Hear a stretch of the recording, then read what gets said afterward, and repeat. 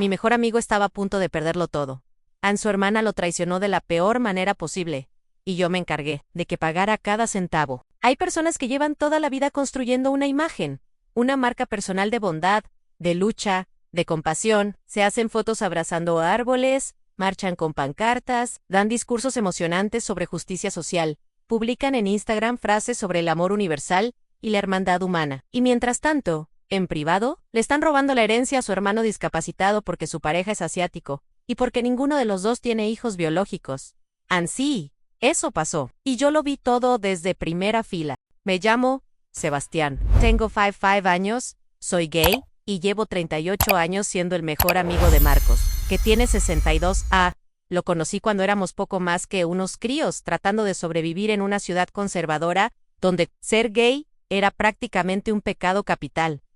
Marcos me enseñó a no avergonzarme de quién soy. Me enseñó a reírme cuando el mundo intentaba hacerme llorar. Hemos enterrado juntos a nuestros miedos, a nuestros padres, a nuestras versiones más jóvenes y asustadas. Hemos sobrevivido juntos a cosas que la mayoría de la gente no podría imaginar. Así que cuando alguien le hace daño a Marcos, no es solo que me duela, es que algo en mí se enciende de una manera que me sorprende incluso a mí mismo. Marcos lleva años lidiando con una salud que se deteriora de forma silenciosa, pero implacable, diálisis en trasplante, recuperaciones que duran meses, audífonos que cuestan una fortuna, una ciudad carísima donde apenas puede permitirse un apartamento pequeño y algo destartalado que comparte con su pareja Kenjiro, un hombre japonés, Canadians de 57 años, tranquilo, trabajador, absolutamente devoto de Marcos desde hace 22 años. Kenjiro trabaja 28 horas semanales porque necesita tiempo para cuidar a Marcos, para llevarle al médico, para asegurarse de que alguien está en casa cuando las cosas se complican. Ninguno de los dos gana mucho, ninguno de los dos se queja, viven con dignidad, dentro de sus posibilidades, y planifican el futuro, con la esperanza frágil pero real, de comprarse un apartamento tranquilo, en las afueras, cuando llegue la herencia de los padres de Marcos. Esa herencia era su salvavidas, no un lujo, no un capricho. La diferencia entre pasar sus últimos años con algo de estabilidad o seguir viviendo con la angustia permanente de no saber si llegarán a fin de mes. Y los 2 últimos años habían sido brutales. A la madre de Marcos murió primero, y 18 meses después murió su padre. 2 duelos seguidos, uno encima del otro, mientras Marcos seguía conectado a máquinas, trabajando desde la cama del hospital con su laptop, porque no podía permitirse parar. La semana que cambió todo comenzó un martes de octubre.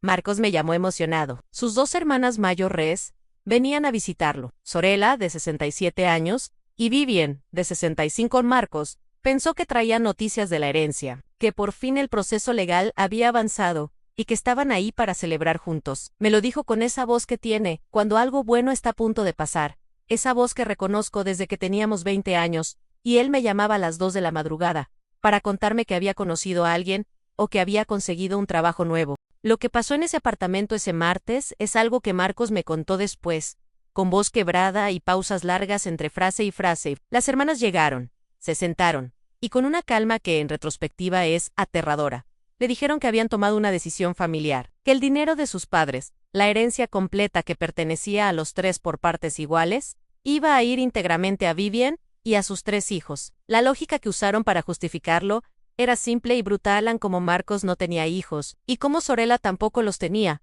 lo más lógico era asegurarse de que el dinero permaneciera en la familia pasando a la siguiente generación. Marcos intentó procesar lo que estaban diciendo. Creyó por un segundo que era una broma de mal gusto. Les lanzó un ¿qué demonios están diciendo?, que era mezcla de incredulidad y pánico, y entonces llegó la parte que terminó de romperlo por dentro. Cuando él respondió que sí tenía familia, que Kenjiro era su familia, que llevaban 22 años juntos, Vivian dijo, con una naturalidad pasmosa, que Kenjiro era japonés, que cuando Marcos muriera, él volvería a su país, y gastaría el dinero en su familia de allá, así que era mejor que ese dinero se quedara donde debía. Ahí fue cuando Marcos dejó de estar en shock, y pasó directamente a la furia.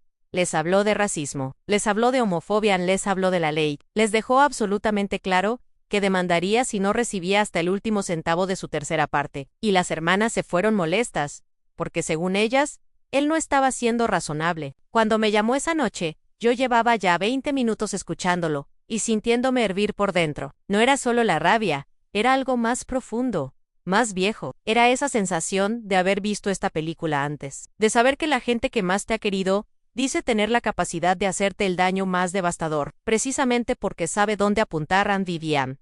Déjenme hablarles de Vivian, porque la ironía de esta historia es que Vivian no es cualquier persona. Vivian Galveston es una figura reconocida dentro del movimiento ambientalista de su estado. Ha sido arrestada varias veces por sus acciones de activismo, da conferencias sobre equidad y justicia social, tiene 726 seguidores en Instagram y más de 30 a las 0 de la mañana higos en Facebook.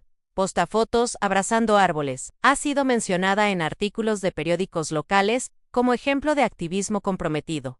La gente de su comunidad la adora. Laurice Benton Laurice, y esa misma mujer acababa de decirle a su hermano gay que su pareja de 22 años no contaba como familia porque era asiático. Yo soy el tipo de persona que cuando alguien me hace daño, puedo manejarlo, puedo respirar, puedo procesar, puedo decidir cómo responder con calma, pero cuando alguien le hace daño a Marcos, algo en mí se convierte en otra cosa completamente distinta. Y esa noche, después de colgar el teléfono, me quedé sentado en la oscuridad de mi sala, pensando en lo fácil que sería mandar un solo mensaje a sus 300 contactos de Facebook, contando exactamente lo que había hecho a mí. Contuve, por el momento. Lo primero que hice al día siguiente fue buscar un bufete de abogados especializado en casos de discriminación y derechos LGBTQ+.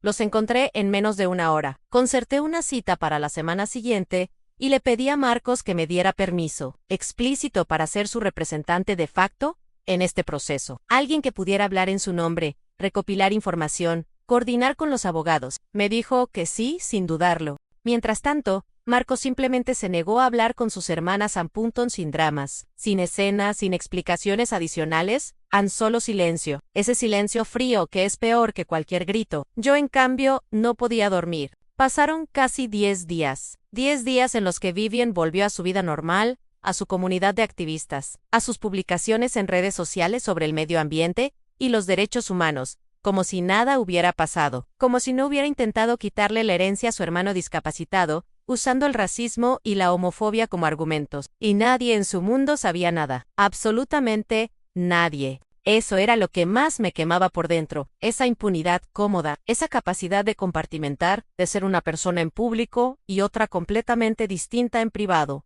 sin que nadie la viera, sin que nadie la cuestionara. Así que, una mañana, antes de que yo mismo pudiera razonar conmigo, le escribí un mensaje privado. No era un ataque, no era una amenaza explícita, era un recordatorio. Le dije que aparentemente había olvidado que Marcos tenía otra persona en su familia, su mejor amigo desde hacía 38 años, que mientras ella intentaba quitarle todo, yo iba a dar todo lo que tenía para protegerlo. Le planteé mentalmente el escenario.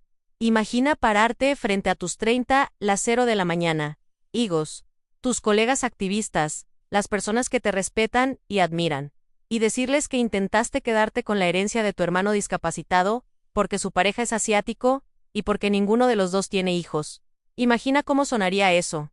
Imagina las caras. Le dije que si seguía por ese camino, perdería a su hermano para siempre, y perdería a toda su familia extendida, y que para llegar a Marcos tendría que pasar por mí primero. Firmen con todo el cariño del mundo. El Rottweiler de Marcos, no esperaba lo que pasó después. Empezaré con la buena noticia porque la necesito yo también para no ahogarme en lo que vino después. Sorella cambió de bando. Sorella, la mayor de las 3 hermanas, la de 67 años, la que había llegado a casa de Marcos junto con Vivian, con la supuesta decisión familiar ya tomada. Llamó a Marcos unos días después de todo aquello, y le pidió disculpas. No unas disculpas tibias y cómodas, no un lamento que te haya sentido así, sino una disculpa real, concreta, avergonzada. Lo que me contó Marcos es que Sorella le explicó que ella sí había ido a esa visita con la intención de convencerlo de ceder su parte de la herencia a los hijos de Vivienne. Pero su lógica, aunque equivocada, era diferente. Pensaba que como Marcos no tenía hijos, él mismo vería la lógica de que el dinero pasara a la siguiente generación. No contaba con que Vivian iba a sacar el argumento racista sobre Kenjiro,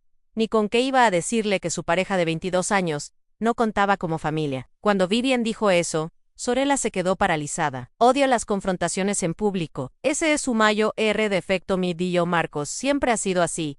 Así que no dijo nada en ese momento. Pero en cuanto salieron del apartamento, le dijo a Vivian directamente que se había pasado de la raya, que eso había sido racismo, que Marcos tenía todo el derecho a su parte. Y Vivian, fiel a su estilo, no cedió ni un milímetro. Entonces Sorella llamó a Marcos, y luego me llamó a mí. Y desde ese momento, Sorella es parte de nuestro equipo. Ahora, la mala noticia. Vivian, al darse cuenta de que no podía simplemente exigir el dinero así como así, decidió buscar un ángulo legal. Contrató a un abogado y anunció que iba a demandar la parte de Marcos en el testamento, alegando que él no le había prestado ningún tipo de apoyo durante los últimos 4 años, cuando ella supuestamente había sido la cuidadora principal de sus padres. Cuando Marcos me contó esto, tuve que salir a caminar 20 minutos antes de poder responderle, porque si no, lo que salía de mi boca no iba a ser útil para nadie. Déjenme pintarles el cuadro completo. Vivian recibió una asignación económica del gobierno en concepto de cuidadora, cobró las 2 pensiones de jubilación de los padres, tuvo acceso total a sus cuentas bancarias,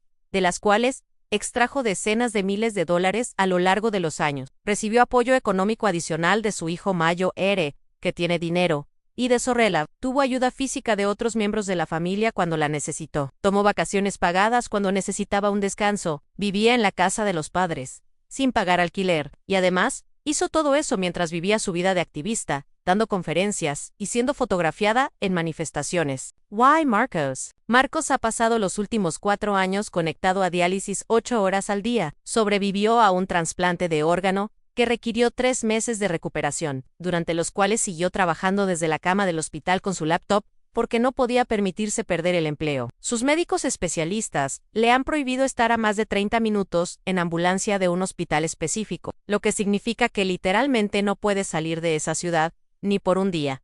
No puede visitar a nadie. No puede ir a ningún lado, por el resto de su vida. No había mucho margen para brindar apoyo a alguien en un pueblo a 700 kilómetros cuando tu cuerpo está atado a una máquina y a un hospital específico. El lunes siguiente fui al bufete de abogados a primera hora. Les di todo: nombres, propiedades, recursos económicos de Vivienne, historial médico de Marcos, y la conversación donde Vivian había hecho los comentarios racistas y homofóbicos. Los abogados escucharon todo con atención clínica. Uno de ellos, al terminar, sonrió de una manera que no era exactamente amable. Era la sonrisa de alguien que ve un caso muy claro y muy jugoso al mismo tiempo. Vamos a conseguir cada centavo que le corresponde y la vamos a dejar seca con los gastos legales, dijo. Me fui de esa reunión sintiéndome, por primera vez en semanas, un poco menos furioso, no porque el problema estuviera resuelto, sino porque había movido las piezas correctas. Y entonces ocurrió algo que no me esperaba para nada. Vivian reenvió el mensaje privado que yo le había mandado. Se lo mandó a conocidos en común,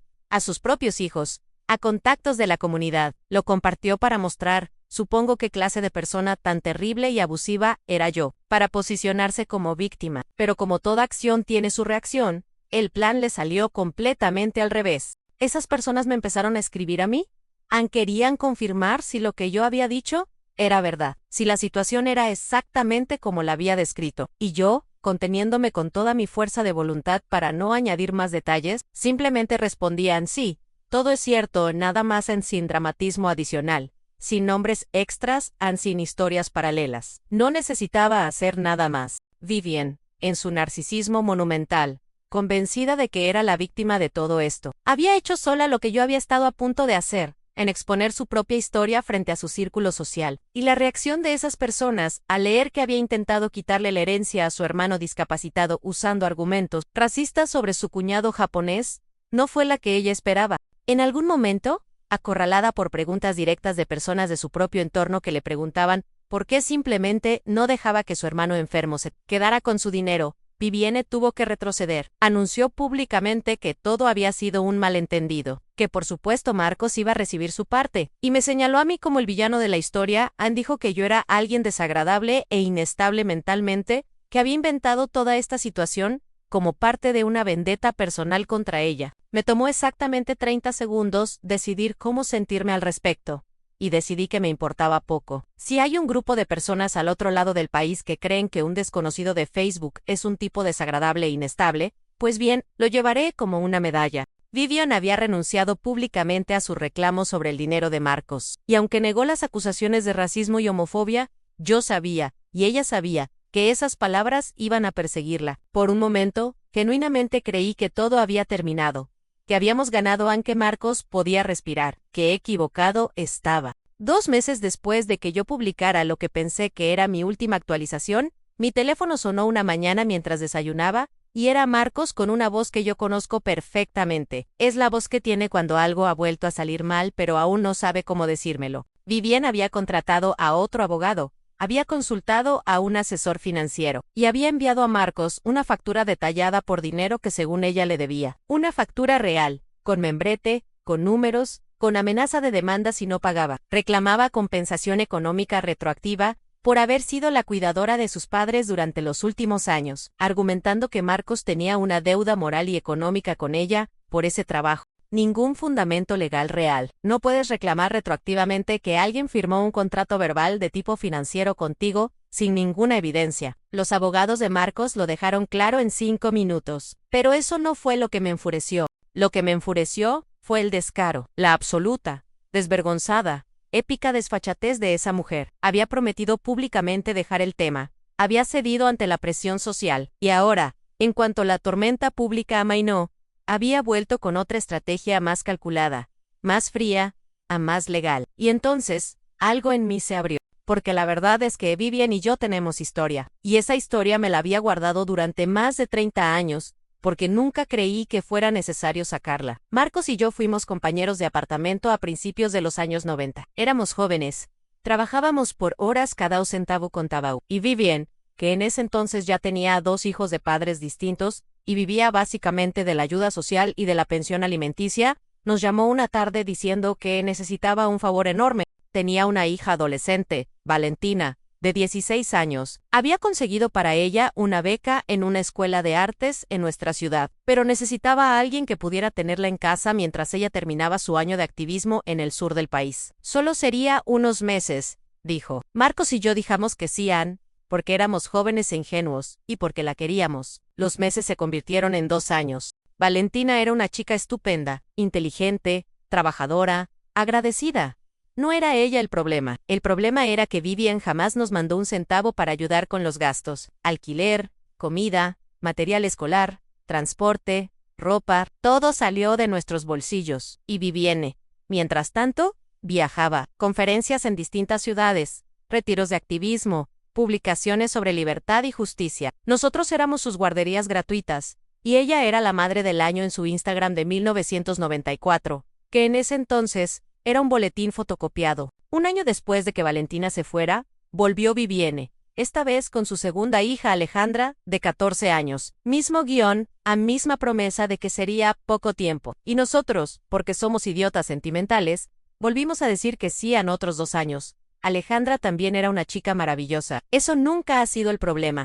El problema es que mientras nosotros criábamos a sus hijas, Vivian se gastaba el dinero de la manutención en viajes y proyectos personales. Y ahora esa misma mujer había contratado a un abogado para reclamarle dinero a Marcos por haber cuidado de sus padres. Entré en Internet, busqué datos del gobierno sobre el coste medio de criar a un adolescente, hice los cálculos con todo el rigor que pude. 4 años en total, 2 con cada hija. La mitad de los gastos asumida por mí en la cifra llegaba a 26.0 euros, aproximadamente. No era una cantidad astronómica, pero era real, era documentable, y era exactamente el tipo de argumento que Vivian usaba. Así que fui a ver a un abogado por mi cuenta. Le expliqué la situación. Le pedí que redactara una carta exactamente igual a la que el abogado de Vivian le había mandado a Marcos, pero dirigida a ella reclamando mis 26.0 euros, con la misma amenaza de demanda si no pagaba. El abogado me miró durante un momento largo, y dijo algo como, «Sabes que esto es lo más ridículo que me han pedido escribir en toda mi carrera, y que te voy a cobrar igual aunque sea una carta de venganza disfrazada de reclamación legal». Le dije que sí, que lo sabía, y que cada euro que me costara, valía solo por imaginar la cara que pondría Vivian al abrir el sobre. Mientras tanto, algo importante había ocurrido en el frente familiar. Marcos y yo nos habíamos reunido varias veces en las últimas semanas, y en una de esas reuniones yo hice algo que llevaba tiempo sin hacer en Le. Hablé de Vivian con honestidad total, no la honestidad protegida de siempre, esa donde cuidas las palabras para no herirlo, la honestidad completa. Le preparé 2 listas. La primera era la lista de todo lo que Vivian había hecho a lo largo de su vida. El accidente de coche a los 17 años, cuando conducía borracha con drogas en la guantera, la fuga, la policía, el abogado que sus padres tuvieron que costear, la multa, la reparación del daño, el episodio en que decidió que sus hijos vivirían en una comuna sin electricidad ni agua potable, los años de fraude al sistema de asistencia social, el dinero que había tomado de las cuentas de sus padres sin rendir cuentas a nadie, las veces que sus hijos habían estado en condiciones de vida que rozaban la negligencia, y junto a cada punto, los delitos por los que podría haber sido procesada y no lo fue, porque la familia siempre la encubrió. La segunda lista era todo lo que Vivian le había hecho a él específicamente, a lo largo de 50 años de vida compartida. Episodio por episodio. Con fechas y con contexto. Marcos escuchó todo sin interrumpirme.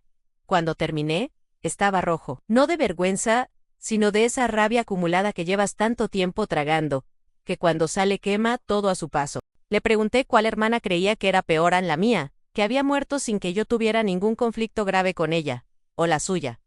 Se quedó sin palabras durante casi un minuto, y cuando habló, lo primero que dijo fue, «Siento tanto habértela impuesto durante todos estos años».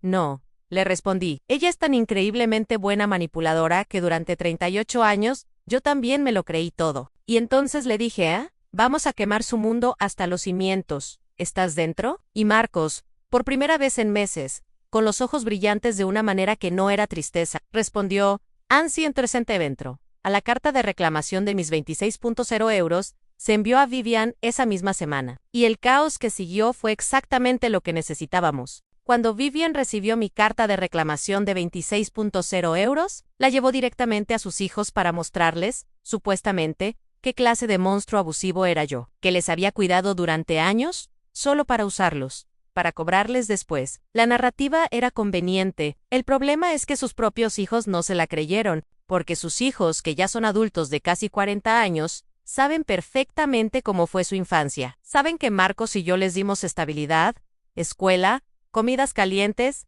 y una dirección fija durante 2 años cada uno. Y saben que su madre no aportó nada para eso. Así que cuando empezaron a preguntarle a Vivian directamente cómo era posible que las personas que habían cuidado a sus hijos durante 4 años en total no hubieran recibido ningún tipo de apoyo económico, ella no tuvo una respuesta coherente. Uno de sus hijos, Tomás, con quien tengo mejor relación, me llamó en secreto para mantenerme al tanto de todo lo que estaba ocurriendo dentro de la familia. Me contó que Vivian había vuelto a ver a su amigo abogado, el mismo que le había redactado la carta a Marcos pro bono, y que le había pedido que la acompañara como testigo. El abogado leyó mi carta, leyó el contexto de los años 90, y entonces le dijo a Vivian, con la calma de alguien que está empezando a hartarse de verdad, que si Marcos y yo hubiéramos llevado esto a juicio hace 20 años, no solo le deberíamos ese dinero, nos lo deberían con intereses, y podría haberle costado la custodia de sus hijos, que su obligación legal y moral hacia nosotros era considerablemente mayor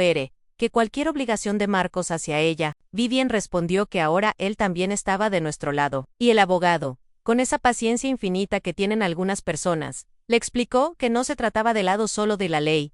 Ella se fue furiosa, pero aquí viene la parte que verdaderamente disfruté. Vivian había vuelto a su vida de activista durante todo este tiempo. Mientras peleaba en los despachos de abogados, seguía publicando en redes sociales, dando conferencias, siendo Vivian la defensora del medio ambiente y los derechos humanos. Y durante los meses anteriores, había sido elegida como miembro del Comité Estatal de su Organización Medioambiental Internacional, un cargo importante, un reconocimiento público. Un fin de semana, Tomás me llamó para decirme escucha esto, y luego busca la página web del comité. Lo que me contó fue que alguien, sin que yo tuviera nada que ver, había presentado una queja formal ante la organización sobre el perfil ético de Vivian. La habían convocado a una reunión para que respondiera a las acusaciones de racismo y homofobia que circulaban en ciertos círculos de su comunidad, y Vivian, fiel a su estilo, en esa reunión, dijo que todo había sido exagerado, que lo único que había dicho era que el dinero era de su familia,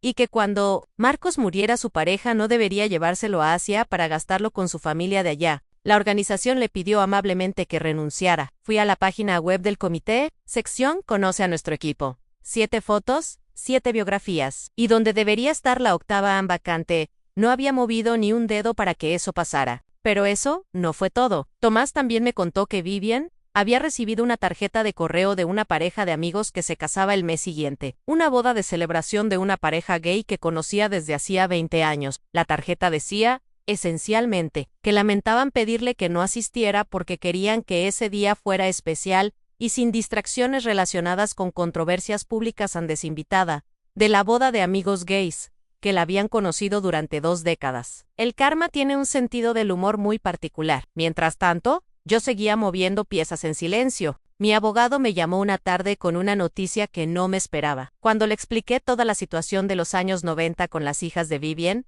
él había investigado algo por su cuenta. Resulta que aunque mi reclamación económica tiene prescripción legal, y no puedo demandarla por ese dinero, las demandas por negligencia parental no tienen el mismo límite de tiempo. Estas leyes fueron diseñadas originalmente para que adultos pudieran demandar a instituciones religiosas o de bienestar social por abusos infantiles, pero son aplicables también a padres. Y lo que Vivian había hecho durante años, dejar a sus hijos en condiciones inadecuadas, usarlos como fuente de ingresos, para cobrar ayudas sociales, moverlos de escuela en escuela, sin estabilidad, todo eso era documentable y procesable. Mi abogado lo dijo de forma directa: sí, le presentaba esa información a Vivian, podría desequilibrarla por completo. Hablé con Marcos. Él estuvo de acuerdo, pero con una condición que yo mismo hubiera puesto antes de hacer cualquier movimiento: hablaríamos con los hijos de Vivian, porque esto no tenía nada que ver con ellos. No queríamos que pensaran que habíamos cuidado de ellos como parte de un plan a largo plazo. No queríamos hacerles daño, solo queríamos que su madre dejara de atacar a Marcos. Organizamos una videollamada con 3 de ellos. Fue una conversación honesta, directa y, en algunos momentos, inesperadamente emotiva. Les aseguramos que tenerlos en casa había sido una de las mejores etapas de nuestras vidas, que ahora los veíamos como familia, y que si pudiéramos volver atrás, los hubiéramos tenido a todos al mismo tiempo, para que pudieran estar juntos, en la misma casa y la misma escuela. Uno de ellos dijo: a nosotros simplemente hemos aprendido a sobrevivir a nuestra madre. Les enviamos un enlace informativo sobre las demandas por negligencia parental, sin presión, sin instrucciones, solo información, y les dijimos que si su madre los llamaba llorando, podían decirle lo que quisieran, incluso podían culparme a mí. Ya no me podía odiar más de lo que lo hacía. 1 hora después, los 3 hijos nos llamaron de vuelta. Habían hablado entre ellos. Cuando su madre los llamara, le dirían simplemente: ¿no crees que ya es hora de dejar esto en paz? Esa misma mañana envié un correo a todos los hijos de Vivian, copiando a ella, con el enlace y una introducción cordial. Sin acusaciones, sin drama. Solo aún encontramos esto navegando, y pensamos que podría interesaros. En el caos se desató antes del mediodía. Vivian, en lugar de llamar a sus hijos como una madre para hablar de lo que sentía, los llamó en modo estratégico. Intentó que Tomás la acompañara al abogado como testigo. Quería solicitar una orden de alejamiento contra mí. El abogado sacó el formulario. Le preguntó que cuándo y cómo había ocurrido el supuesto acoso. Ella le entregó mi último correo. Él lo leyó, vio el enlace. Preguntó: ¿y qué más? Y ahí descubrió que lo único que yo le había enviado antes era un correo diciéndole que dejara en paz a Marcos, y la carta de reclamación económica que él mismo ya había visto. No puedes solicitar una orden contra alguien solo porque no te cae bien, le dijo. Y terminó la reunión. Tomás me llamó para contármelo todo. Dijo que cuando dejó a su madre en su casa, ella estaba visiblemente en shock. Q la preguntó: ¿por qué me está haciendo esto? Y que él le respondió: no te está haciendo nada, solo sigue presionando tus botones, porque tú sigues molestando al oso. Puedes terminar con todo esto ahora mismo, dejando que Marcos se quede con su dinero, y nunca más volverás a saber de Sebastián. Esa noche puse la alarma, y dormí con el teléfono en silencio. A las 2 de la madrugada recibí una llamada perdida de Vivian. Dejé que fuera al buzón. A la mañana siguiente escuché el mensaje. 3 minutos de llanto. ¿por qué me estás haciendo esto? De lamento sobre lo difícil que había sido su vida, de la injusticia de ser incomprendida, de lo mucho que había sacrificado. Todo con la voz rota de quien no puede creer que el mundo no la vea como ella se ve a sí misma. Fui corriendo a casa de Marcos para reproducirle el mensaje. Cuando terminó, Marcos se quedó callado unos segundos y luego dijo: las únicas veces que la he oído llorar así en el pasado, era cuando alguien a quien había utilizado le decía que se fuera al demonio. Exacto. Así que nos sentamos juntos y redactamos la lista de condiciones definitiva. Una última oportunidad, no porque creyéramos en la redención de Vivian, sino porque queríamos que lo que pasara después no pudiera ser cuestionado por nadie, que quedara documentado, que le dimos la posibilidad de hacer lo correcto, y que ella eligió. Le enviamos la lista el lunes con un plazo hasta el viernes a las 5 de la tarde. Las condiciones eran específicas y no negociables. 2 declaraciones juradas notariadas. Una renunciando a cualquier reclamo sobre la herencia de sus padres y sobre los bienes de Marcos, y otra afirmando que Kenjiro como pareja de Marcos, tenía pleno derecho a heredar sin interferencias. Documentos legales firmados con consecuencias reales si los violaba. Segundo, una disculpa escrita a mano a Marcos, no mecanografiada no dictada, escrita por ella, con su letra, reconociendo que había estado equivocada en todo lo que había hecho y el daño que le había causado. Conocemos su letra desde hace 40 años, nadie podría escribirla por ella. Tercero, una disculpa verbal a Sorella, porque Sorella había quedado en una posición imposible por culpa de las acciones de Vivian, obligada a elegir entre sus dos hermanas. Cuarto, decirles a sus hijos, en persona, que yo había sido un buen amigo de Marcos durante 40 años, que había cuidado de ellos con amor y sin pedir nada a cambio, y que en esta situación ella había estado equivocada. Quinto, y esto era lo más simbólico, en mayo de 1993, Vivian me pidió prestados 50 euros. Prometió devolvérmelos la semana siguiente, y esa misma noche volvió a casa diciendo que se le habían caído del bolsillo y que lo sentía mucho. Quería ese cheque en 50 euros, no por el dinero, por lo que representaba, por cada promesa rota disfrazada de accidente. Y Vida Marcos tenía una operación programada para el mes siguiente, una contribución de 5.0 euros para los gastos médicos. No como pago de ninguna deuda, como demostración de que le importaba a su hermano, de que era capaz de poner algo antes que su propio bolsillo, aunque fuera una sola vez en su vida. Cerramos la carta con una referencia implícita y muy clara a todo lo que teníamos documentado y a los contactos que habíamos hecho. El viernes por la mañana, un sobre grande llegó por correo urgente a casa de Marcos.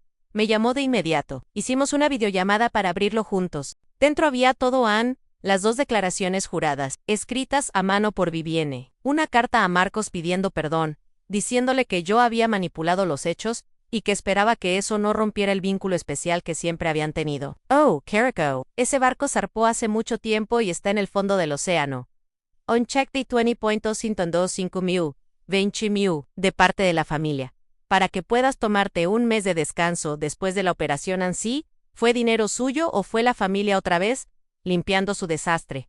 No lo sabemos. Tampoco importa demasiado. Why? Porque sabe que Marcos es fanático de Star Trek Larga Vida y Prosperidad. Y en un sobre más pequeño, adjunto, con mi nombre escrito a mano, un check por 50 euros, pegado con cinta adhesiva a un post-it amarillo que decía, ahora déjame en paz. Me reí durante 5 minutos seguidos. Todo lo que había prometido hacer desde el principio, proteger a Marcos y humillarla frente a su familia, estaba hecho, no de la manera explosiva y destructiva que imaginé esa primera noche de rabia, sino de una manera más lenta, más metódica, más real, una en la que ella tuvo que escribir cada palabra con su propia mano, tuvo que firmar documentos legales, tuvo que decirle a sus propios hijos que yo tenía razón, tuvo que escribir un cheque de 20.0 euros que probablemente le dolió más que cualquier otra cosa. Porque la mejor venganza no siempre es la más ruidosa, a veces es la que le hace a la otra persona enfrentarse exactamente con lo que ha hecho, sin que pueda mirar hacia otro lado. Desde el principio de todo esto le dije a Marcos que lo protegería cueste lo que cueste. Look, y si alguna vez hay algo que valga la pena escribir sobre esta historia de 38 años juntos, no es lo que hizo Vivian, es lo que Marcos ha representado para mí desde que éramos dos adolescentes, asustados intentando sobrevivir en un mundo que no nos quería. Todo lo que pasó con Vivian es solo la victoria número 107 en esa historia que aún no ha terminado. Y espero que no termine por mucho tiempo más. Si llegaste hasta aquí, gracias de verdad. Estas historias no son fáciles de contar ni de escuchar, pero hay algo poderoso en saber que no estás solo, que otras personas también han pasado por traiciones que duelen en lo más profundo. Y que a veces, solo a veces, la justicia llega. No siempre de la manera que esperamos, pero llega. Si conoces a alguien que necesite escuchar esta historia, compártela. Y si quieres más relatos así, reales, humanos, impactantes, suscríbete al canal y activa la campanita para que no te pierdas ninguno. Un like de tu parte hace que más gente pueda encontrar este video. Y si tienes tu propia historia que quieras compartir, déjala en los comentarios. Aquí nadie juzga. Nos vemos en el próximo. Cuídate mucho.